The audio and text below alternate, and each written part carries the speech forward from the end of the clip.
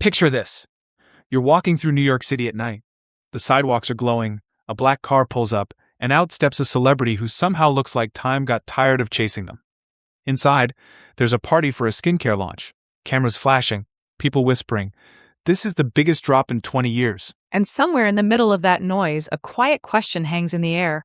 Are we all just chasing beauty, or are we chasing more life? Because lately it feels like longevity isn't just a health topic anymore. It's fashion, it's finance, it's tech. It's the entire culture saying, hey, what if the real luxury isn't another bag? What if it's another decade? Exactly.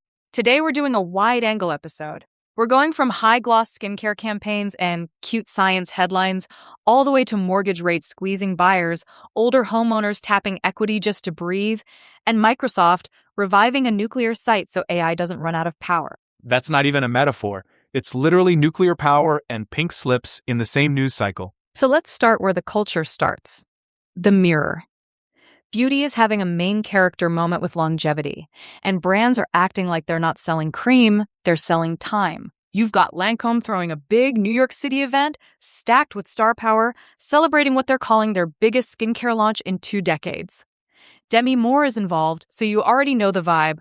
Glamorous, iconic, almost mythic, and the framing matters. It's not, here's a moisturizer, it's, here's the next chapter of you. It's the promise that you'll look incredible while life keeps moving. Then you've got brands like AE Voom basically saying, we're done with the clinical lab bottle look. They're leaning away from sterile medical vibes and toward a full-on fountain of youth aesthetic, which tells you something. People don't just want science, they want story. They want to feel like their skincare routine is a ritual, not a prescription. And Olay jumps in with what might be the most honest campaign concept of the bunch, skinsurance. They brought in corporate Natalie, so the tone is witty, workplace savvy, a little cynical in a relatable way. But the message is serious. Your face is a long-term asset, not a quick fix, not a panic purchase. A policy, something you invest in consistently because you're planning to be here for the long haul. Which leads us neatly into the next part of this episode. Science, but make it cute. Because the internet loves packaging complex biology like a trendy takeaway. Let's talk about one of the strangest underdog stories in the body, the thymus. If you haven't thought about your thymus ever, congratulations, you're normal. It's that little organ tucked behind your breastbone. For a long time, it's been treated like a fading extra in the background, important when you're young, then supposedly not a big deal later. Except scientists are pointing out it's not some useless leftover. It's more like a quiet engine room for longevity, tied to immune power and the body's ability to fight threats like cancer. It's kind of humbling, right? We spend so much time obsessing over what we can see, skin, hair, jawline, while there's this hidden little organ doing the most important work imaginable. And while the thymus is having its redemption arc, coffee is out here getting promoted from guilty pleasure to potential cellular bodyguard. Coffee addicts, gather around. New research is pointing to a specific receptor that helps explain why coffee can be protective at the cellular level. It's not just vibes and caffeine anymore, it's mechanisms.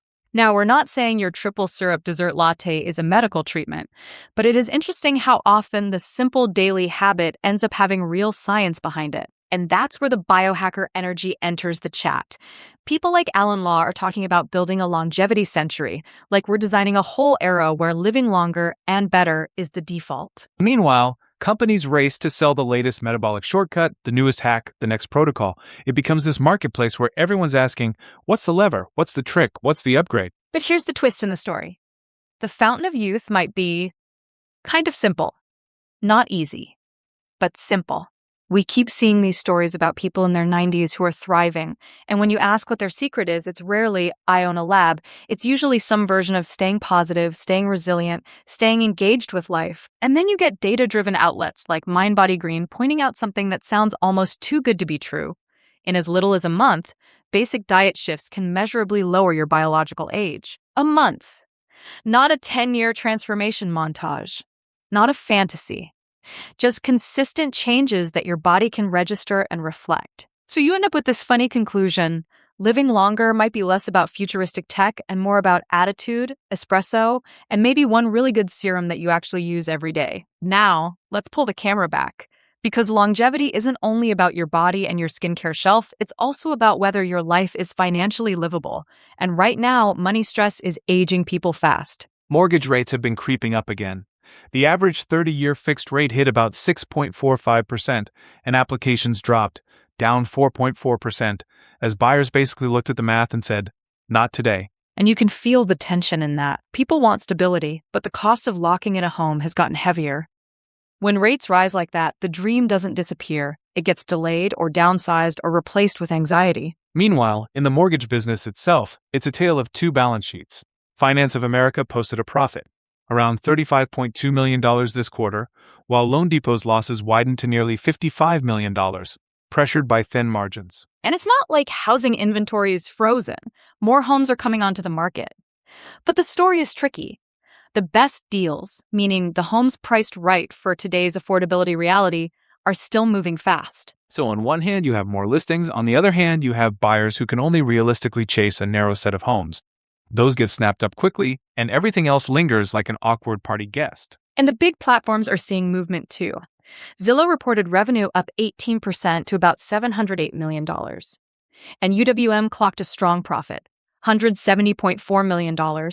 And they're expanding into home equity lending, which brings us to the part of the housing story that's quietly becoming a major plot line: older homeowners and home equity. Nonprofits like GreenPath are reporting that more older homeowners are leaning on their home equity to cover budget gaps.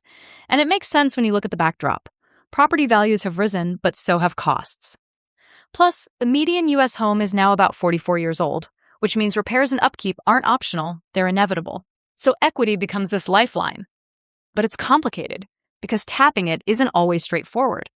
Industry experts are pointing to a massive opportunity around older homeowners while also flagging a real barrier.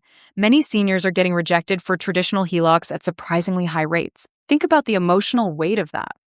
Someone did the responsible thing, bought a house decades ago, paid it down, and now when they try to access what they've built, the system says no. And that's where reverse mortgages enter the conversation. Another tool, but one that comes with family dynamics, fear, and a lot of misconceptions. Finance of America is even leading a sponsored NRMLA webinar, focused specifically on how family dynamics affect reverse mortgage outcomes.